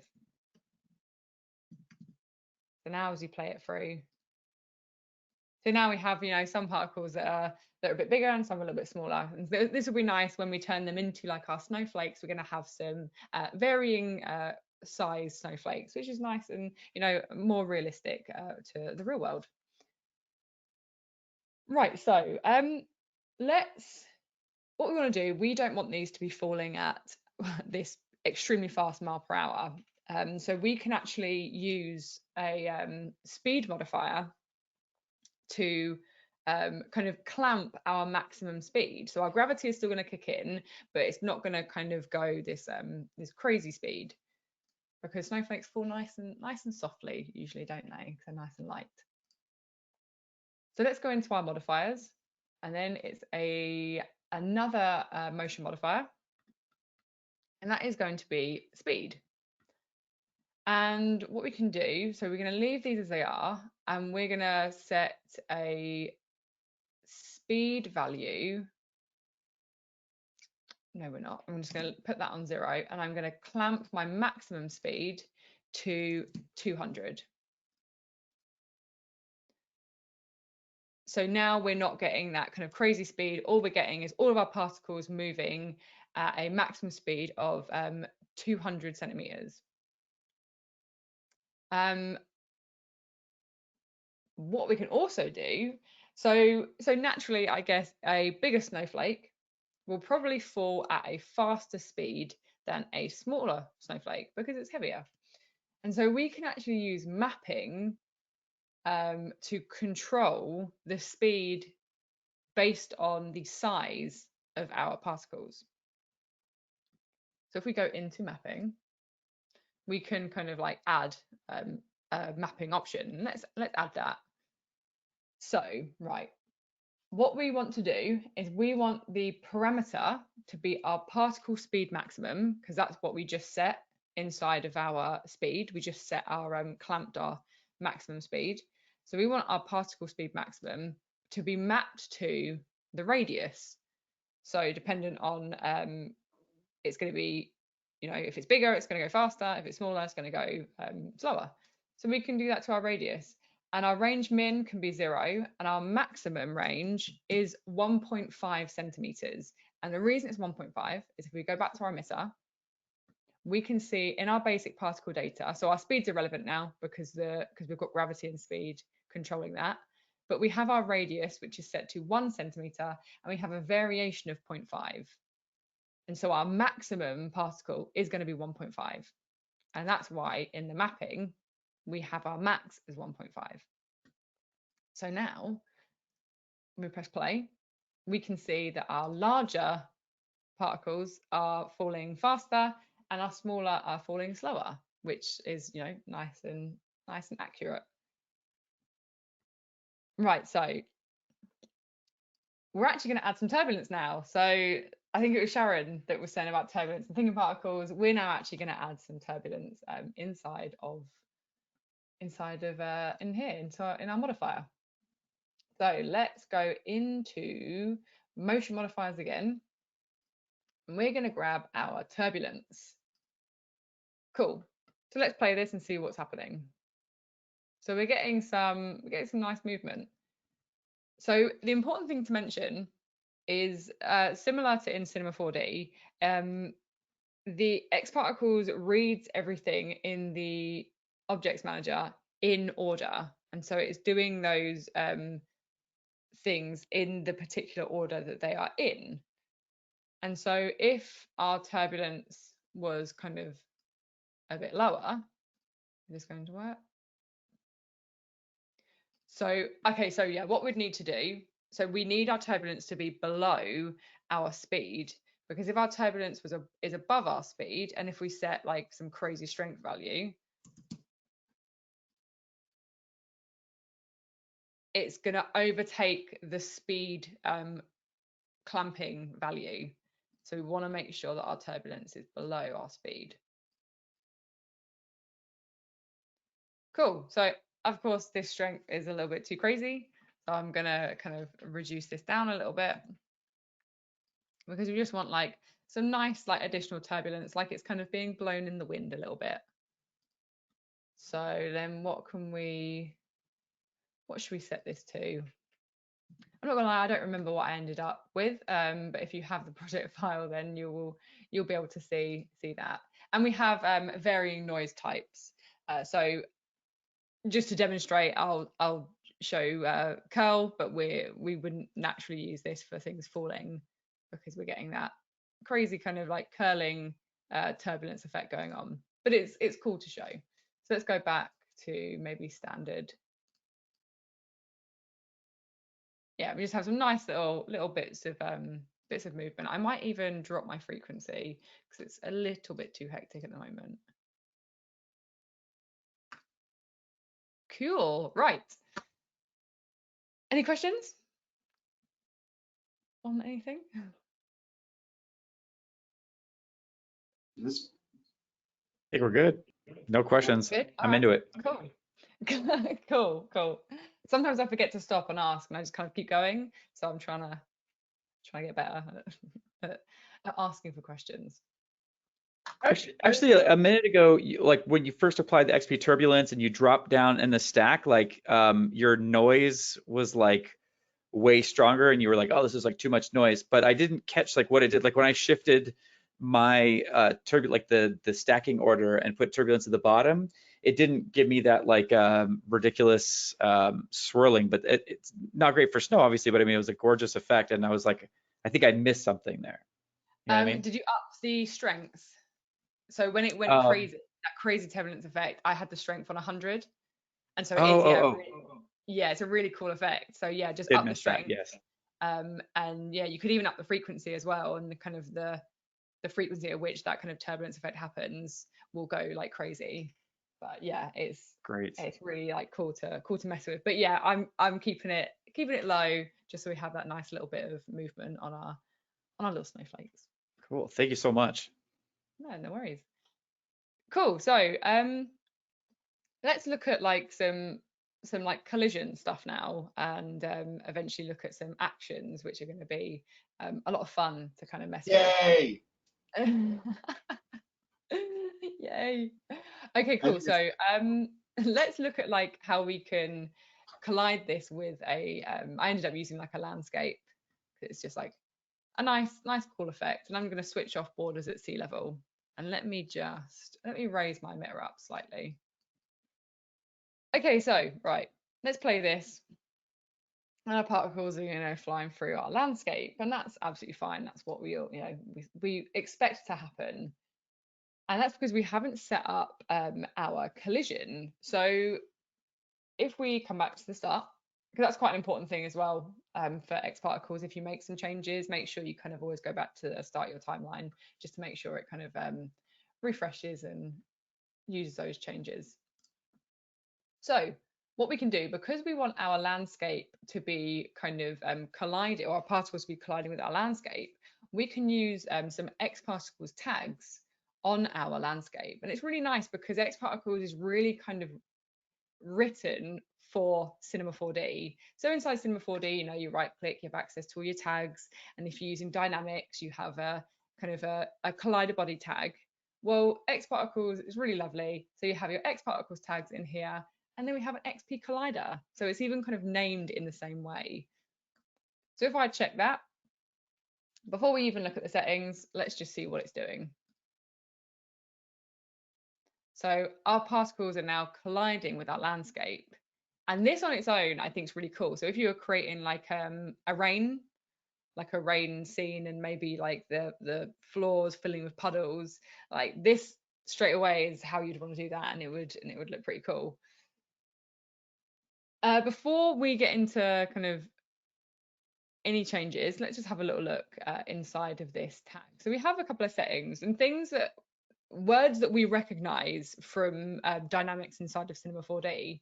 So we have kind of bounce on collision, which is enabled, and we have self collision on, which is great because we want them to kind of self collide now. We can set our normals of our of our object. And so our normal's outside, that's fine. We also have inside, or we have any. We then have bounce, friction, and scatter settings. And these are our kind of dynamic collision settings. So if we set our bounce way high, we're going to get that really nice bouncing effect. I'm going to not worry about these. And that's because I'm actually going to add I'm going to do it so as the particles fall, they're going to like settle and they're going to stick. And that's because that's what you would do if you had like this I don't know, like for example, if you had a mountain, the snow falls on it, some of it falls down a little bit, but it kind of sits on top. It kind of like stays where it is, not like a raindrop that would hit something and then it would fall. So we need to create some kind of connections between our landscape and our particles. And you may have seen in here, as I was talking, there is a connect on collision option. I'm going to show it, but we're actually not going to use it. But if we check that on and we press play, so it's kind of doing, you know, what we want it to. If we come in here, we can really see it. But we're getting this we're getting a little bit of like wobbly movement going on. And that's because, so when we check on connect on collisions, this connection limit is the amount of connections between our landscape and our particle, and that's set to 1. And so we can't really see it too much in here, but in other scenes you can get like this wobbling effect, and that might not be something you want if you want it just to kind of to stick exactly where it lands. And so you can up the connection limit. The downside of upping the connection limit is if you go to quite a high value, which you may sometimes need, it's going to slow down in the viewport. So it's going to slow down our kind of workflow, which isn't great. So I thought it would be handy to demonstrate actions instead of using our connect on collision. And so what we're going to do, we're going to set an action, and we're going to tell X particles that when the particles collide with the landscape, we want them to freeze. So freeze their position and freeze their radius. So what we can do, so inside of our X particles collider tag. Was that a question? Like, what do we, like, when do we want it to freeze? So we're gonna do is actions on collision. So we're gonna set an action on collision. So as the particles hit the landscape, we're gonna say we want our particles to do this action. That's even cooler.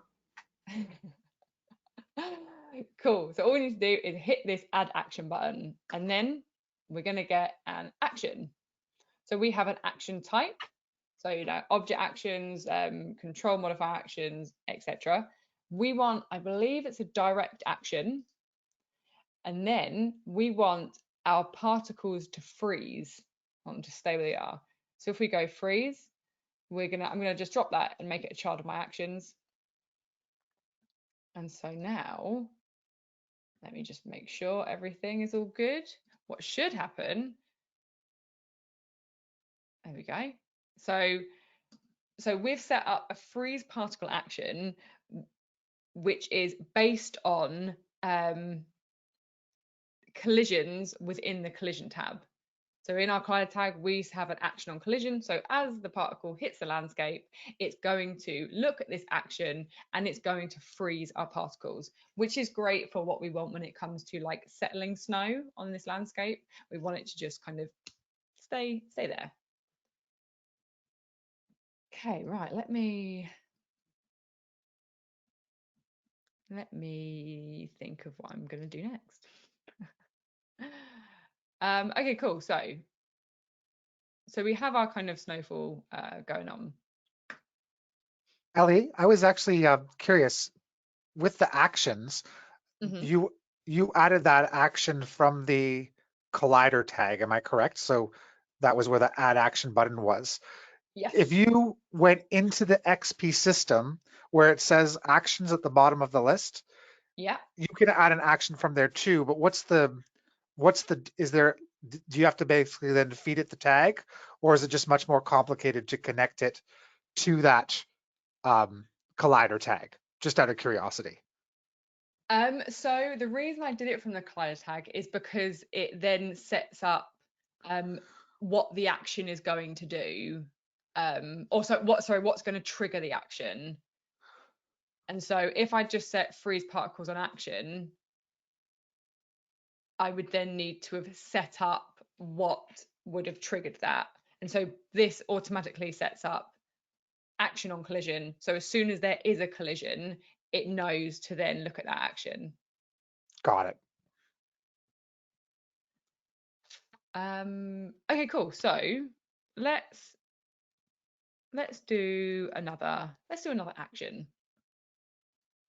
So we've got our nice snowfall now, and this was actually something that Darrin suggested when we did a little practice, and it was to have a bit of like an ocean going on. So we're going to have a little bit of like sea in here, and then we can use more actions to basically kill the particles as they hit the water.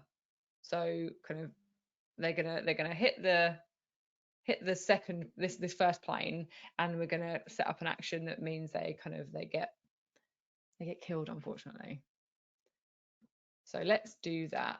So we've set up our set up our plane, and so again we need to make sure we set up our collider tags. So we can set up our collider tag, and inside our collider tag again we can set up our action on collision, because that's what we want to trigger this action. And what we're going to do is another direct action, and it is change life. And so the operation is to kill the particles. So now as you press play,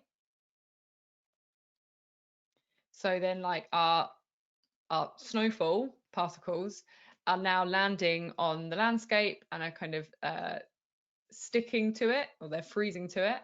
But then anything that falls in what will be water, they're then being killed by this second change life action. And let me just drag and drop that in there. So what I can do, so the reason that when I'm adding those actions they're showing up here is because the two objects, the plane and landscape, aren't in my XP system, but I could have prevented that by just dropping them in my utilities. And so now it sees it as part of my XP system. So now if I created an action, it would add it to this little option here. Okay, so let's have a look at how we would maybe render some of this. Because that's another, like, I know we're talking about not necessarily a comparison between all of these particle kind of options that we've been looking at over the last 6 weeks. But it's nice to kind of look at kind of some of the main differences, and creating stuff in Cinema 4D and in X particles means we can then light it and render it inside of Cinema 4D, and we can have it interact with lights and create some really nice realistic looking results. So what I'm going to do, let me just grab my Redshift render view, because I'm going to do all this inside of Redshift. I'm just going to dock that there, and I'm going to add a Redshift dome light. Right, let me just switch that off. Okay, cool, right. So straight away we can't see our particles. What I'm going to do, actually, let me just create 2 materials for one for our sea and one for our kind of land. I'm just going to make it sort of this white. I'm just going to do this real quick because this isn't, the main part of the session, and I'm just going to set this to water. A little preset there. Cool. Right, so there's 2 different ways that we can actually, well, there's actually multiple different ways we can render these, but the way that we can do it inside of Redshift is 2 ways. So the first way, we can go to our emitter and we can go to we can go to Redshift tags and we can go to Redshift object. Let me just kick that off. And inside this Redshift object tag, because it's on our emitter, it is smart enough to know that it can give us this particles tab option. And so dependent on what the Redshift object tag is on will depend on the option you get here. So if it's on the spline, you get curve, etc. So what we can do, we can set this to, just to demonstrate it, I'm going to set it to sphere instances. And then we can add a texture to these individual sphere instances. Let's create a quick snowflake material. Right. Let me make this a little bit bigger, and then we can drop this on here. And we're going to get some kind of nicer results. Let me find. So Darrin ever so kindly gave me a snowflake PNG. There we go. Actually, I didn't need that. I needed to put it in the Sprite thing in here, don't I, Darrin? This is Yeah, so this Sprite node is really cool because you can, if you have something with transparency like grass or leaves or snowflakes, and that transparency comes from a texture, by using this Sprite node, it's made for this type of thing so that you get many overlapping transparencies that will be calculated very quickly. So yeah. Thanks. Cool. And so then I can drop this on our emitter and we can kick this off. And now we have our kind of our snowflakes. There's a downside to this. So the downside is ideally what we'd want is the snowflakes to face the camera. And this is absolutely something that Darrin was showing me earlier. So, you know, credit to you, Darrin. This is all you. And so inside of X Particles, there is there's a sprite option. So if we come down to generators, and I'm challenging myself now because I've only done this once or twice. So we can then grab our sprite, we can drop in our emitter, and we're going to set our sprite type to a placard, and then we can set the rotation to face the camera. And so this is where things start to get a little bit slower, I have noticed, when using the sprite option. And so so is that's not reset, has it? Let's play it through. So you're talking about the XP sprite slowing it down. Okay. Popped up. And then I'm going to drop my material onto my XP sprite. I'm going to take this off, and in my sprite, okay, cool. So yeah, we're seeing that now. So yeah, what's happening is our sprite is it's generating a sprite for each of our particles, and then I set it to placard, which is I just like that nice like singular polygon, and I've dropped that Redshift material that we just created, and then we can set rotation to face camera, and so then we get this nice kind of visual of our snowflakes as they fall. And then we can scale them based on the particle radius, which is great because that's what we've set up anyway, is our radius on our snowflakes. So let's play this through. So what I would then do if I was taking this kind of to the next level would be to up my particle count. So at the moment, the trouble is, because I haven't got a high number of particles, we're not getting that coverage. So you know what, I might just make this a darker color just so we can see it for now. So yeah, we're not getting that full coverage on our landscape, but that is just because of the particle count. So we could just kind of up that, and let's get down in here, let's get a nice little angle. Let's play it for a little bit. So I don't want to up my particle count now because of the live webinar and the fact that I'm using the sprite option, but if you're not using the sprite option, or even if you are, it can handle more. I ended up doing, I think, 50,000, maybe 50,000 particles in the birth rate. So if we sort of switch this on, and then what we can do, we add a camera. I'm just sort of, I'm trying to get to like the final look that we had in the project file. My brain has stopped working apparently. So yeah, I just added a bit of, yeah, it's okay. It's okay. It rebooted and came back, so it's fine. So yeah, maybe let's see, let's add some more particles. But yeah, this is the one thing I did find that slows down X particles is this Sprite option. But even then, this still isn't too bad actually, and this is 10,000 particles. And so this is going to give us that nicer coverage. I would still up it more, personally, or we could kind of like position it in a certain way that we're not adding particles outside of the camera field of view. So let me just see what that looks like.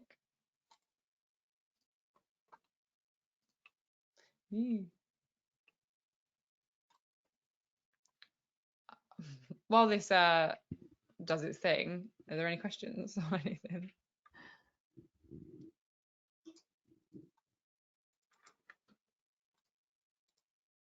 Let's see. Yeah, nothing from the chat.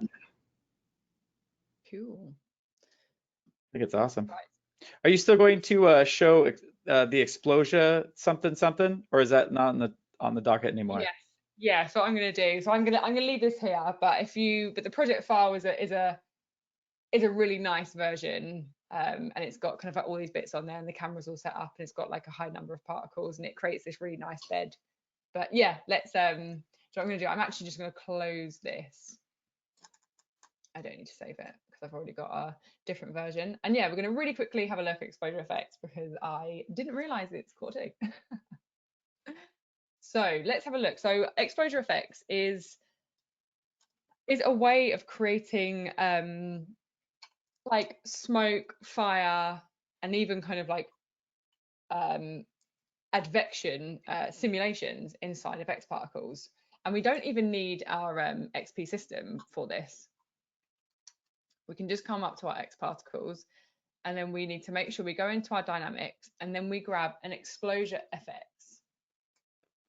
And then we're gonna get this sort of this bounding box inside of Cinema 4D. And we have a whole bunch of settings in here, but the first thing we need to kind of define is we need to choose an Explosia FX source. So something that's going to be used to create we're going to do a fire simulation now. So something to create our fire simulation. So what I'm going to do, I'm going to use a torus again, believe it or not. Well, let me just make this a little bit smaller. And so I'm going to use this torus as a Explosia FX source, and it's going to create some nice kind of simulation. And what I can do, I'm going to put it to the bottom of my Explosia FX sort of domain. And then just for some added variation, I'm going to drop a vibrate tag on it, and we're going to just enable some position and rotation, and this will become apparent in a little bit as to why we've done this. Right, so now if I press play, so we're now getting so if I turn my Explosia FX off, that playback will be better. There we go. So we're getting some nice sort of like animation on this torus. Again, I'm going to up my frames just so we can see what's going on. And then what we can do, the way that we can turn this into an Explosia FX source is by using our X particles tags again. So we're going to right click on our torus, and we're going to come to X particles tags, and then we're going to go to Explosia FX source.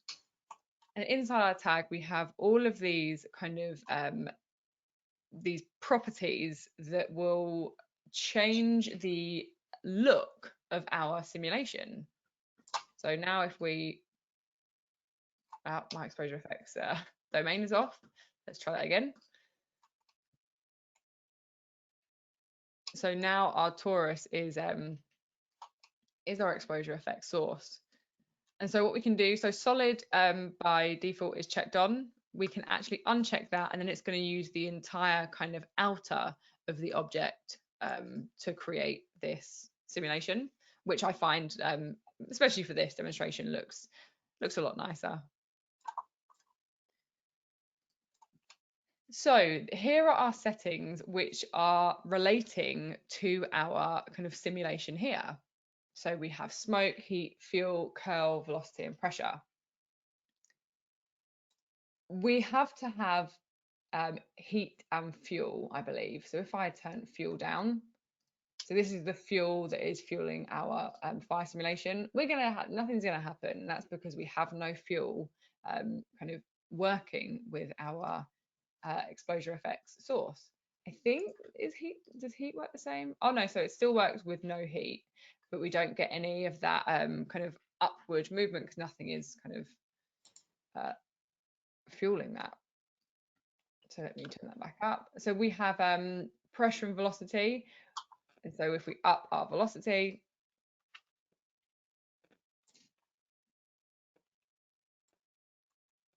maybe if we up the pressure as well, it should cause it to kind of explode upwards. Yeah, there we go. So we have a sort of a bigger pressured explosion going on. Cool, yeah. So let's go back to our Explosia FX and see a couple of settings inside of here. So first of all, our Explosia FX domain is based on voxels. And so this is going to be the resolution of your simulation. So default is set to 4 centimeters. Naturally, the lower the voxel size, the slower your kind of your solve and your simulation will be, but the nicer resolution it will be.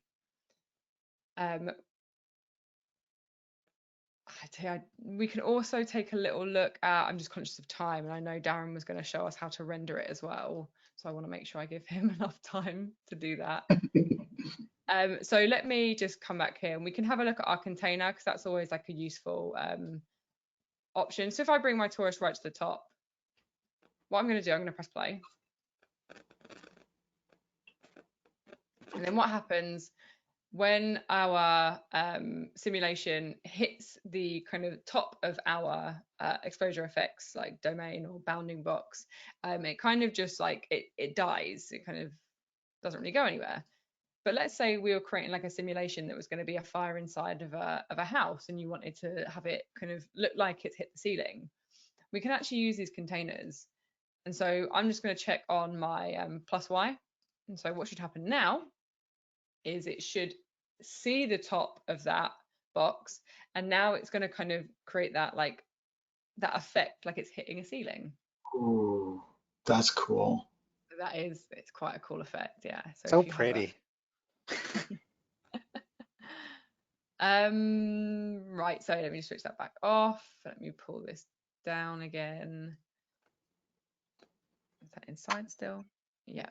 Right, so back into Explosia FX. So yeah, so voxel size is your resolution.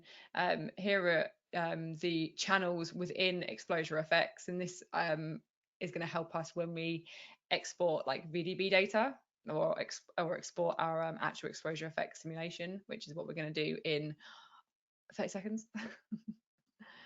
Our simulation tab is where we can control the gravity, the fuel buoyancy, and the turbulence strength, which directly relates to our simulation, the look of our simulation. We have a simulation scale and speed, and so if, for example, candles, so a little candle that has a little flame burns really quickly, and so the flame is really fast and really quick because it's a very small kind of amount of like fire and amount of kind of like heat going on, versus if an entire building explodes, it's an extremely slow kind of you get that smoke effect, that mushroom smoke effect, and it's very slow. And so you can control your simulation scale here. And so if you are creating a small little, I don't know, a little candle or a match, you may want to adjust your simulation scale and make it nice and small, and then it's going to happen quicker. So if I even put this on 10, it doesn't like that. Let me do that. So everything is happening much quicker, like it would if it was a small kind of thing burning, versus if we increase this up to 500%, we're going to have a much slower simulation happening. Yeah, so you can make your simulation much more realistic depending on what you're creating. Okay, cool. Right, so I want to kind of just quickly show you how you can export Explosia FX, and then Darrin can show you how to render. But there is, yeah, Explosia FX is so big and it's so powerful, and I've unfortunately not got the time to really get into it. But there's loads of super useful stuff on YouTube all about it. So let's look at how we would export this. So I'm just going to leave everything sort of as it was. I'm gonna leave it on 4, and yeah, we're just going to sort of render out this. I'm going to switch my torus off because it's just the simulation that I want to look at kind of caching. So what we can do, we can come up to X particles and we can grab an XP cache. And inside our XP cache, we have to define our particle format, which is going to be X particles, and then our EFX, which is our Explosia FX format. And so we can actually set this to OpenVDB. And this is really great because then, let's say I made like a really cool looking simulation and then someone wanted to render it, but they didn't have X particles. You could actually just send them this VDB like file, and then they can render it normally. They don't necessarily have to have X particles. Yeah. And that's exactly what we did in our demystifying series on volumes, because at that time I did not have X particles. So yeah, it was perfect. Yeah. And then we can also now, is there a way to like render out like to preview just like a still frame without exporting a cache, or is exporting a cache the only way to like get an accurate Explosia FX sim shot? So any kind of things that I've watched on it, or looked at Explosia FX, it has been kind of exported as a VDB sequence, but that's also because I'm looking to render in Redshift. And so, yeah, I think Redshift. Darrin, did we realize that Redshift needed the VDB? It's like, is that right? Like I don't think it needs it, but I think it's like you have there's different options whether you do a VDB or stay with the Explosia FX. Yeah, there's more testing to be done there. You know. For sure. Cool. Yeah, and then you just select the channels that you want, and these are then what you can use to control, like inside of Redshift, for example, you can then control the channel data. And then we would just build our cache. I'm not actually going to do that now, but I've already kind of done that. So yeah, if you're looking to export Explosia FX simulation, XP cache, and then as soon as you build the cache, you're going to get a little XP cache tag here, which is going to go red, and this one's going to go red, and then you'll get a folder with all of your VDB stuff in, like this. Yeah, you get your VDB sequence looking like that. So yeah, I actually have those red tags that I can show. Yeah, do you want to? Sure, yeah. So I'll do this as quickly as I can because sorry, yeah, sorry I took no, a bit of time. that was half the stuff I wanted to show as well. It's so yeah, X particles is it's crazy because it's like we haven't even scratched the surface. I mean, there's like fluids, there's like foam, and not just like fluid dynamics, but like water. What fluids? Like fluid sims, yeah. Yeah, it's yeah. And like the OpenVDB stuff, so you can like mesh particles, which was something I wanted to show. That's a really cool thing. Let's see, can I? Oh, yep, show my screen. Yeah. Oh. Can you Can you see my screen? No. I can't yet. That's weird. Okay, let's try this again. Mine took a little bit of time to. Got it. There it you go, is. Okay. Oh yeah, so this is the Explosia FX. There's the XP cache, and once it's cached, the Explosia FX gets this tag, and we can see it's red, and then the cache object is red. So yay, that's all cached. So cool. One less calculation at render time since it's cached. But let me go over here and let me rewind and start this. And so, okay, so I'm rendering this in Redshift. And I actually loaded the VDB sequence that Elly output. Okay, come on, okay. And I'm using a Redshift material and a Redshift dome light, and then a really big plane and a landscape object to get all these to get these explosions. So let's actually, yeah. So it's a little slow. Let me stop the playback. Just sort of let that go for a couple frames. So we're zoomed out. We're gonna sort of get in close on it now. So I'm gonna actually turn off the cloner, and let's open this guy up. Let's turn off the second one so that we just have this one here. I think I'll go ahead and move it up so we can see it. Let's go. Okay. Cool. So this is, okay, let's try playing this. Oh, there we go. Okay, so this is just a quick progressive, preview with a very rough setup here. Also, when Elly cached it, she cached it at a lower resolution so that the file size would be smaller, because it was like, what was it, almost 10 gig or something when it was at? Yeah, so I did the voxel at 1 centimeter, and it was an 8 gig file. So yeah, that one.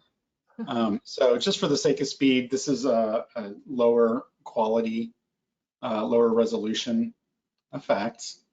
But there's, so you can actually see the low fidelity in the voxels and everything. But let's see what's going on here. So let me go File, New Project. We'll close that up.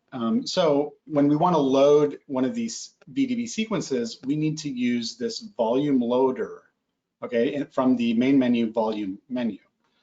And then we just go to find the file. So desktop EFX, there we go. I'll open that up.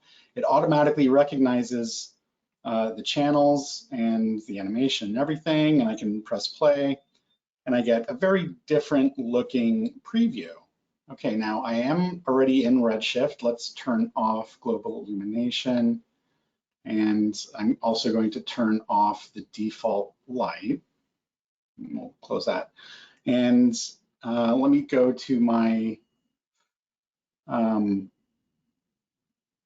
my startup layout here. Okay, so this, I don't think I can just put a regular material on here, because this is all just sort of bits of data, right? And there's bits embedded in the bits. So we need a special material to read all of that. And that material we can get very quickly by going to the Material Manager, Create, Redshift, and then Materials, and then at the bottom, this volume material. This is made for this. So I'm going to put that on there. Let me copy my dome light from the other. I'm just going to go copy and go back here and paste it because it already has an HDR in it. And we'll go there. And let's, so this material is on the volume loader. If I press play, like I'm still not gonna really see anything.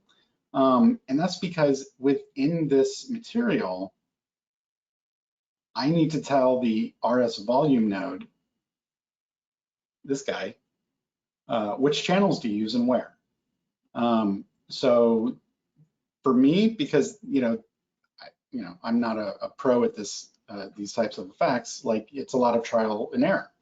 Now scatter is basically the overall like color. The absorption is like its transparency, and emission is emission. It's how self-illuminated it is. So in scatter, let's start out by clicking on this little drop down because we need to put something in here. Now we have Explosia FX for that actual object. In this scene, it doesn't exist, so these don't do anything, I believe. But here, volume loader, this is the object here. So if I go like, oops, fire, then back here, I expect it to say fire. And then I have density and fuel and heat. So let's see, let's try, let's see, so we'll go fire, hello, where are you, there you go. So I'm gonna try fuel, okay? And not seeing much. I'm gonna try density. Now there's another part to all of this, and that is the self-illumination with the sky.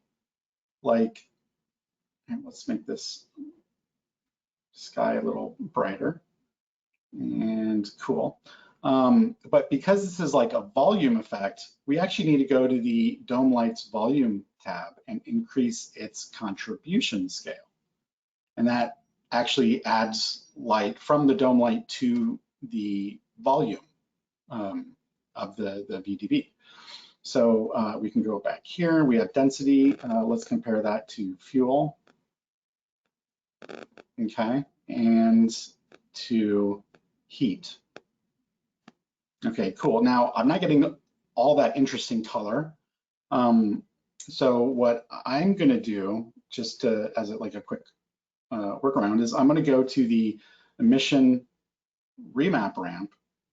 I'm gonna unfold that and I'm gonna load a preset gradient. I think I'll do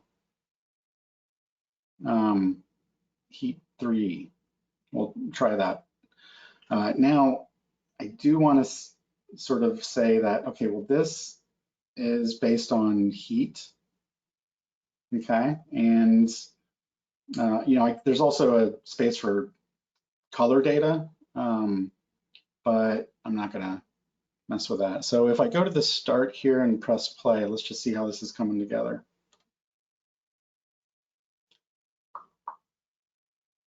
Huh. That is weird. Okay, let me stop this, rewind and play.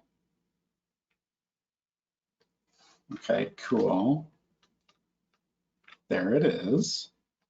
So we should have some good fire here. Yeah, so there's, issues with, where the smoke is and, where it's more dense and less dense and where there's too much energy.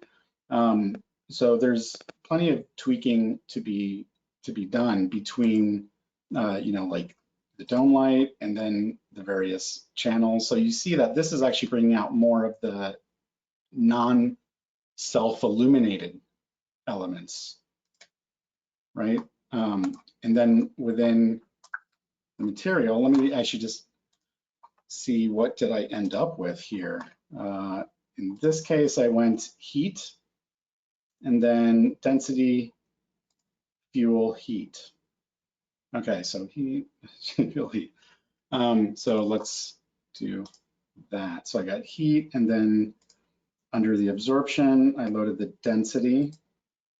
I believe that's named smoke in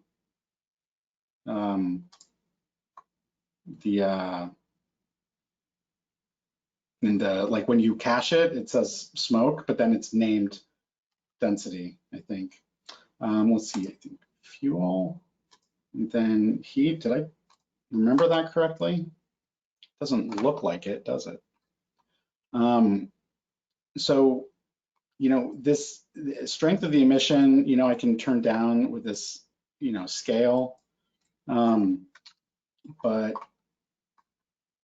yeah, I mean, at this point, like I just basically need to experiment, you know, try some different settings here and there and sort of dial in the look I'm going for.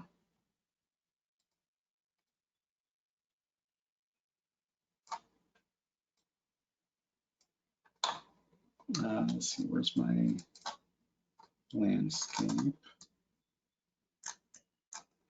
There we go. There it is. And yeah, so you know, it's rough, but it's a start. But all the information comes from X particles, that Explosia FX object, and subsequently it's cached. What's the word I'm looking for? It's cached equivalent. Yeah. I really liked your cloner example when you were cloning this, Darrin. It's really cool just to sort of see how you replicated that explosion with the volume builder. Super cool. Yeah, man. Yeah, you know, this is actually tricky because what I wanted to happen was I wanted the explosion. First of all, I wanted them to be on the land, and that didn't turn out all that great. And yeah, it's on the surface. I don't get it. But I wanted to offset the point at which it would start, the explosion would start, so that they wouldn't all be exactly the same. So if I go Redshift render view, and what I ended up doing, and I think it's, you know, probably a bit of a cheat, but you know, it's in a cloner. I duplicated it, so I have one that has all the default settings for scale and from use animation from to, this is all default. Then I have another one that's, you know, slightly larger scale, it's offset 20 frames, the speed is a little faster. And then I'm telling the cloner to actually blend between the two. So if I press play, you see they don't all start at the same time. That's cool. That's very cool. Yeah. So plenty It's amazing more. to me as we've gone through these weeks, like how there's so many similarities. Like I feel like learning X particles is like, you know, learning more about particular, like, you know, like the physics stuff we talked about, like the flocking. And this is almost like, it reminds me of like the sprite loops in particular, where you're specifying how, you know, you're using an animated sequence for the sprite and you're dictating like how it's going to be used or whatever. So it feels like there's so much commonality between all these different systems that we've talked about. Yeah. And just to add to what you were saying, Chad, in regards to Darrin and Elly, I feel like we gave you like this impossible task of trying to explain, number one, X particles in an hour, where literally you could watch like 40 hours of tutorials. And we also, you know, gave it to Elly at 8 p.m. at night in England right now, and you know, decided that it was a great idea to end with Explosia effect. So I just wanted to say thank you. That's awesome. No, I've loved it. Yeah, thank you so much for having us like on here. It's so much fun. You both nailed it. It was awesome. I learned so much. It's fantastic. Yeah. Good. There's just so much, I think, with thinking particles and X particles that wasn't covered here that you can explore, like Elly had mentioned, with some online tutorials, as well as just with the possibility of what Darrin was showing when it comes to taking some of those Explosia effects and rendering them with a volume loader and so forth. And I can actually contribute, I will try to contribute a scene to the week 6 folder too, where I took a different perspective with an Explosia effects, where I didn't render out an animation, but just like a still. And it was rendered basically where I had a sphere that was following a spline path, and then took like the same thing, like you took the cache and it was just so large. Instead, I just had one still and watched that render because it just took a long time on my system. Well, I'll upload that as well. But God, can you believe it's week 6, everybody? We're done. Can't believe it. Can't Wow. believe it. No, it Good goes job, so you quick. guys. I know. Yeah. Kind No, of sad. I could deal with a few more hours of X particles and Mograph particles and other things of Darrin and Elly sharing their wisdom. Let me say real quick, because I never said this. There is in week 6 some Ripple named files, Okay. and my Cinema 4D actually just crashed. But I wanted to open that up anyway.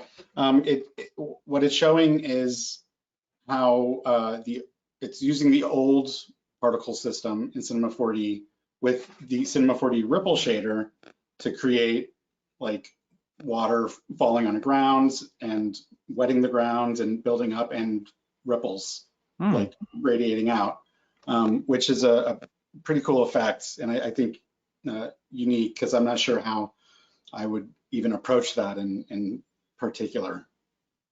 That's awesome. So That sounds but great. it's also really slow. It's nowhere near as fast as particular. And this is in the exercise files that everyone can take a look at this? It should be in week 6. Do you Okay. see them? I don't have mine downloaded, but I'll just double check, and if there's any reason we could just upload a new file that it's not there. Well, yeah, the render and the project file should be in there, and if it isn't, I will put it there. Awesome. Well, Chad, Darrin, and Elly, thank you guys so much for all sharing this journey with me. I'm just like so excited. I can't believe it's already over. And Elly, did you just finish the hands-on series yesterday too for Cinema 4D? Yeah, So it's yeah. like a So week of, Wow. I'm in the same position. Like, how quick did the 6 weeks go? Yeah, we did Yeah. our final week yesterday, and it's mad. It feels like we only started it like last week, but Yeah. room Just for so- lots more now. yeah, Mhm. and I keep teasing, suggesting ideas, which I now think I have to do because I've said twice now on a live webinar. now it's official. You've made it I got official. it now.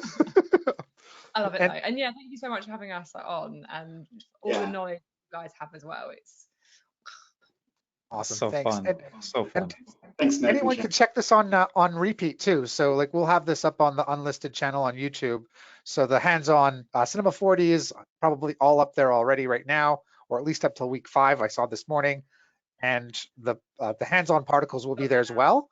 And I'll share my screen really briefly here, just to show some of the events again coming up.